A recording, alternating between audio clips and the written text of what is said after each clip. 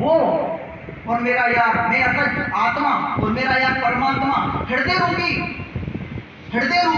अवकाश में रहते हैं, हृदय रूपी जगह पर रहते हैं शरीर में। इसलिए परमात्मा और आत्मा एक ही जगह रहते हैं। तो जो परमात्मा का जो असली भक्त होगा, वो परमात्मा की जो उपासना करेगा, जो व्यक्ति परमात्मा को सब जगह मौजूद मानेगा, वो व्यक्ति क्या नहीं कर सकता, बोलो, पाप नहीं कर सकता।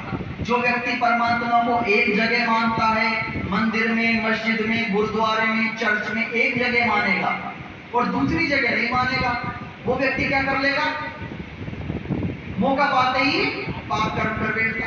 मैंने ऐसे लोगों को देखा, एक व्यक्ति के घर में गया, मैंने कहा तुम्हारे पापा कहाँ हैं? अरे पापा तो पूजा कर रहे हैं। 1 घंटे तक पूजा की। उसी व्यक्ति ने ऑफिस में जाकर फिर रिश्वत ले ली, क्योंकि उस व्यक्ति ने ईश्वर को कहाँ मान लिया, बोलो, मंदिर में मान लिया। मंदिर में तो परमात्मा मुझे देख रहा है, अब दूर यहाँ थोड़ी देख रहा है। लेकिन जो व्यक्ति परमात्मा को सब जगह मानता है, सब जगह कहाँ है परमात्मा? अर्जुन ने पूछा भगवान कृष्ण से कि हे केशव, ये बता कि वो परमात्मा रहता कहाँ है? तो योगीराज भगवान कृष्ण ने गीता में कहा, सुन अर्जुन, ईश्वर सर्वभूतानां हृदय देशे अर्जुन तिष्ठति। वे सुन अर्जुन, वे परमात्मा सभी जीवात्माओं के हृदय में रहता, सभी जीवों के कहाँ रहता? हृदय में निवास करता है परमात्मा।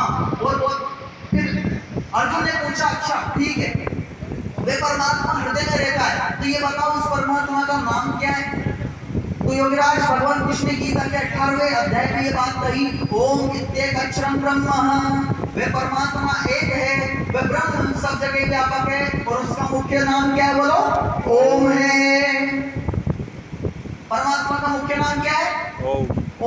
परमात्मा के असंख्य नाम है, गुण कर्म स्वभाव के अनुसार परमात्मा के असंख्य नाम है। ईश्वर सृष्टि की उत्पत्ति करता है तो उसको ब्रह्म कहते हैं, संसार का पालन करता है तो विष्णु कहते हैं, संसार का प्रलय करता है तो रुद्र कहते हैं, संसार का कल्याण करता है तो शिव कहते हैं, विज्ञान स्वरूप होने से मनु कहते हैं, प्रजाओं का स्वामी होने से प्रजापति कहते हैं, ऐश्वर्यवान होने से इंद्र कहते हैं।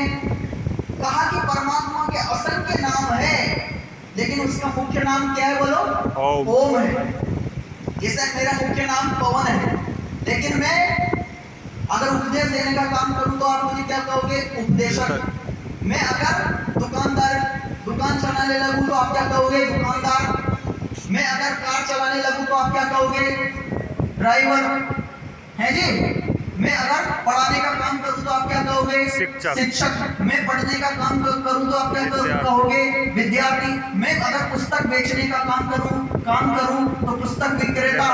नाम तो एक ही है, लेकिन कर्म के अनुसार, व्यक्ति के गुण कर्म के अनुसार व्यक्ति के नाम कैसे हो जाते हैं, बदल जाते हैं। ठीक इसी तरह वह परमात्मा का जिसका मुख्य नाम एक है और उसका मुख्य नाम ओम है, ये सभी वेदों में बताया, सभी वेदों में, सभी शास्त्रों में, जितने भी हमारे धर्म ग्रंथ है, चाहे वेद हो, चाहे दर्शन हो, चाहे उपनिषद हो, चाहे स्मृतियां हो, चाहे महाभारत हो, रामायण हो, गीता हो, जितने भी हमारे ग्रंथ है, सभी ग्रंथों में केवल परमात्मा का मुख्य नाम ओम को ही कहा है, सभी ने कहा है। गुरु नानक जी कहते हैं, ओम नाम सतनाम एको निर्भयो अकाल मूरत। जो सिखों के जो गुरुदेव गुरु नानक जी जिन्होंने सिख मत की स्थापना की थी, वो भी कह रहे हैं कि वे परमात्मा का सतनाम, एक मुख्य नाम क्या है, ओम है। और वो परमात्मा कैसा है, निर्भय, उसको किसी का भय नहीं है। अकाल मूरत, वे परमात्मा समय के बंधन में नहीं आता। इसलिए कहा कि परमात्मा और हमारे बीच में ना स्थान की दूरी है, क्योंकि परमात्मा सभी स्थान पर मौजूद है। जैसे परमात्मा सभी स्थानों पर मौजूद है, कोई जगह परमात्मा से खाली नहीं है। एक व्यक्ति कहने लगा आप कह रहे हो सब जगह मौजूद है, तो ये बताओ रोटी में भी परमात्मा है कि नहीं, कीचड़ में भी परमात्मा है कि नहीं? तो रोटी में परमात्मा है तो हम परमात्मा को खा रहे हैं कि नहीं? जब परमात्मा सब जगह है तो तो हम कीचड़ में भी परमात्मा है, तो क्या परमात्मा को गंदगी नहीं चिपकती? जैसे हम कीचड़ में हाथ लगा दे तो हमारे हाथ में कीचड़ आ जाता है कि नहीं आ जाता? तो परमात्मा पर गंदगी क्यों नहीं चिपकती? तो कहा कि हमारा जो शरीर है वो परमाणुओं से बना है, और परमात्मा में क्या नहीं है? परमात्मा में परमाणु है ही नहीं। जैसे मैं जीवात्मा, मैं आत्मा भी परमाणु से रहित हूँ।